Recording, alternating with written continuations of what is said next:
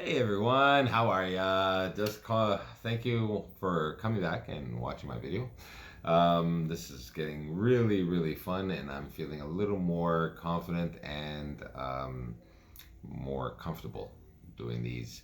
It does get hard, and there's always that nervousness about making everything perfect and getting the right words in there, and it's just darn it, and then you gotta try again and cut and take two and oh boy. So, preparing sacred spaces. So, a little story time for you. We used to have a space well, we still have the space, but our space used to be at one point a temple that we created called Temple Vortex. And we used to prepare this space in a way that, uh, for me, would feel good to hear when people would say how amazing they feel when they walked in the door, or how amazing they felt when they in you know between other places in our space, how great or what a big difference in comparison. So it did feel good to know that what we were doing was actually a good thing, and how we were doing it was felt like it was right for everyone else.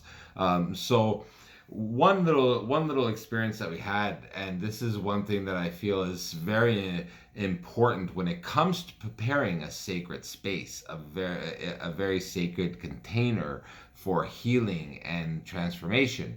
There was a point where, in the beginning of our relationship, the relationship with me and Linda, we where we I was is still coming from a 20-year relationship with somebody, and I was still behaving with my old egoic ways, and there were times where we'd have disagreements.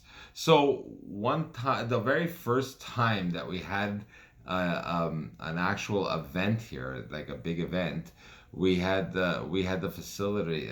We got into an argument, of course, and when we cleaned the space and prepared the space, we weren't in a loving kind of, well, we were loving, but we weren't in the right headspace. And what made us realize that is when the facilitator walked in the door, she actually felt that energy. She felt it. She walked in and said, "Hey, is everything okay? I'm not feeling the right vibe all of a sudden. What's happening?" And from there on, we realized, oh, wow, it's amazing how much our energy actually affects the preparation of a sacred space.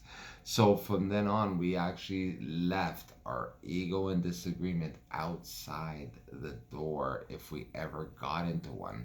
And we made a promise to ourselves that before we walk in the door, we would clear all energies, reset, and come in a very loving manner.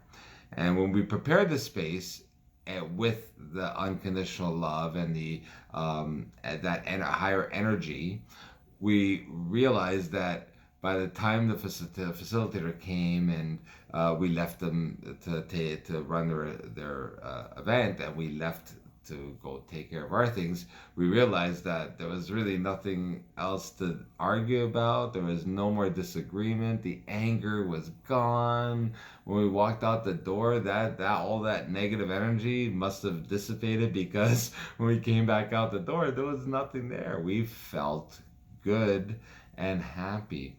So when I prepare a sacred space now, I infuse it with pure unconditional love. Every time I pass the mop on the floor, I infuse it with a white light filled with love. We make prayers. We cleanse the space energetically with sage, with Palo Santos, with other kinds of forms of modalities of clearing and resetting energy, sacred geometry, lots of other things. So, thank you again for listening to my little story, and I appreciate your time and energy, and you have a very, very pleasant night and pleasant dreams. Bye.